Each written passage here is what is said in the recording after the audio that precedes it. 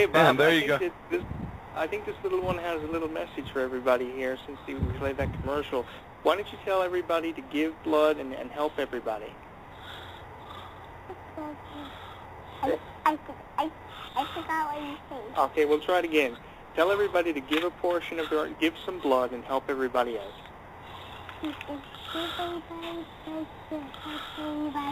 You hear that? This is what I have to live with every day.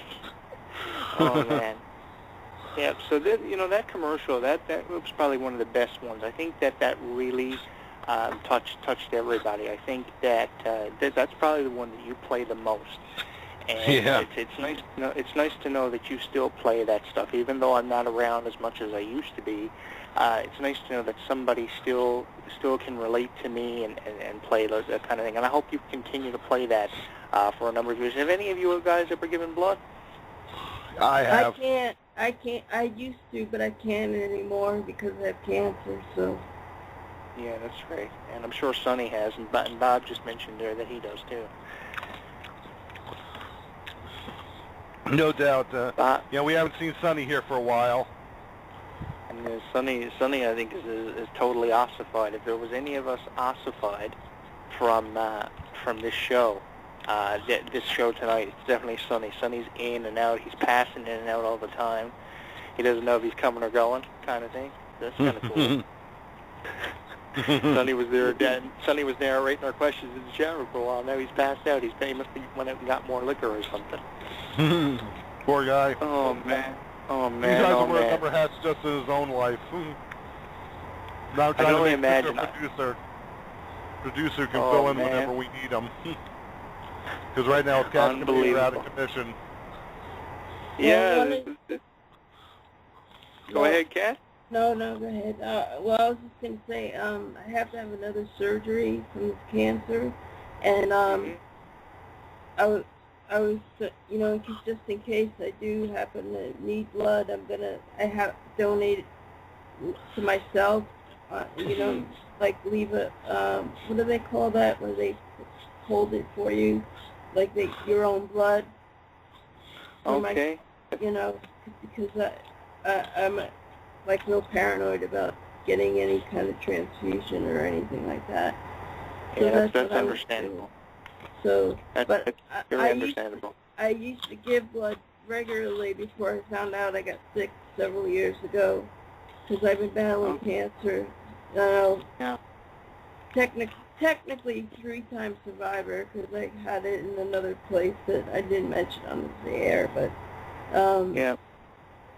You know, I have to go Thursday to another consult because this one doctor I saw the other day, she turned out to be not what, you know, what it was. This little guy here is a miracle child. This guy was born in 2009, and he was born with a condition. I forget what the name of it is. He was born with a condition where one of his valves was on the outside of his body, and he immediately had to have surgery.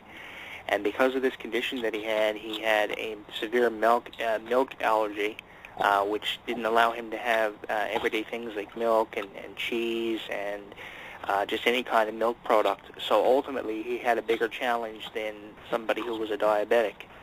And he's very lucky to be alive. He survived his surgery. He went into surgery the night that me and Bob were interviewing Scott Hall. We're going to be interviewing Scott Hall.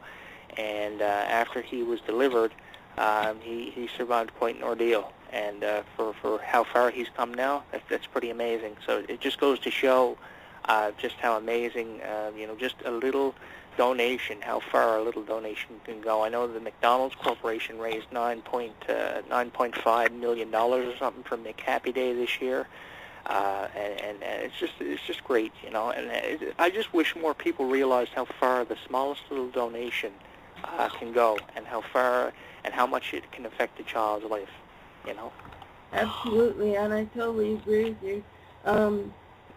The first thing you should do, though, is definitely check out the organization that you are donating to. And I'm going to say this on the air because this is the truth.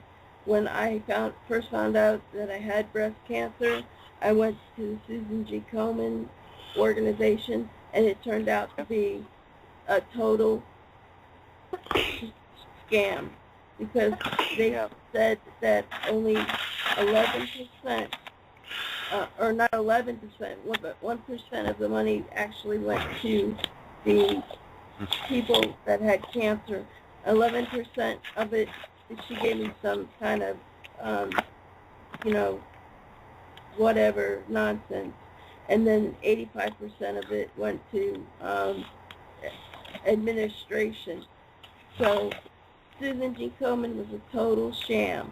But the American Cancer Society, 100%, every single dollar goes to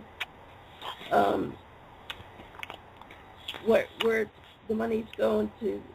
They got on the phone 24 hours a day. If you have to, if you have an issue, you can call them on, or online. You can live chat somebody, and they do give grants to people that are in need. They give rides to people that are in need of rides to their treatment, and they work with me when I was like down and out and stuff like that. So and it's no BS, and that's why I'm speaking truth here. So American Cancer Society was so good to me. They really were.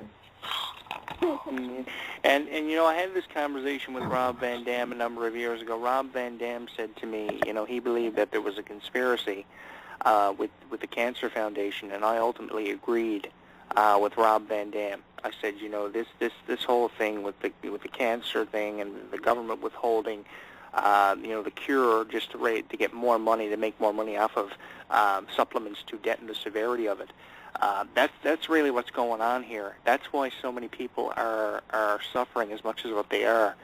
And I think that it is a conspiracy to some extent. I really think that it's not fair that you're withholding, not just for cancer, but for things like diabetes and things like Alzheimer's. There's a cure for everything, because I always believe that for something to be created, for something to be derived, there has to be a way to get rid of this. There has to be a way to cure it. And it just goes back to the government and how much of a conspiracy it really is. I don't know how you guys feel about it, but I really think there is a conspiracy. I am in agreement with Rob Van Dam over that. Oh, absolutely. I totally agree. There is a cure out there.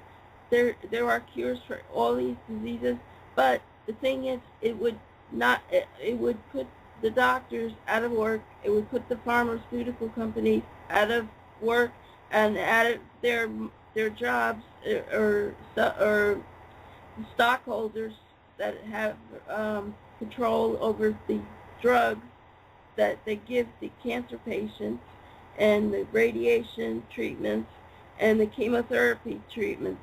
So, with that being said, all these, it's all about, bottom line, Jonathan, the dollar, the greenback dollar. Okay. Exactly. And once they quote unquote cure people, then all these people are out of jobs. Pharmaceutical companies are out of luck, and that's what it's down to. It comes down to the dollar, and these specialists that specialize in this cancer field and Alzheimer's, and like me, I have epilepsy as well. I know there's a cure for epilepsy out there, because they're not going to give me that drug. They're not going to give me that cure. Do you have an epileptic dog? Do you have an epileptic dog that kind of serves as a protector for you? A cat. Okay, you have a cat. That's pretty cool. That's unique. And a bird, and they know when I'm going to get a seizure. The bird will start chirping. A parrot. It's actually, unfortunately, the other parrot, the cat ate it. Right. That's another story. But anyway, the cat will, start going crazy and stuff, and they both work together. Right. making noises, and the cat will actually jump on me and let me, or warn others that I actually have a leash for her, that I'll take her outside and stuff. And if I feel like I'm having a seizure, she'll like, like paw on somebody and let them know. Right. So. Yeah, it's nice to know that you have some kind of security there. And I understand where you're coming from, and I really do wish you all the best with that. Bob, is there anything you would like to say on this topic?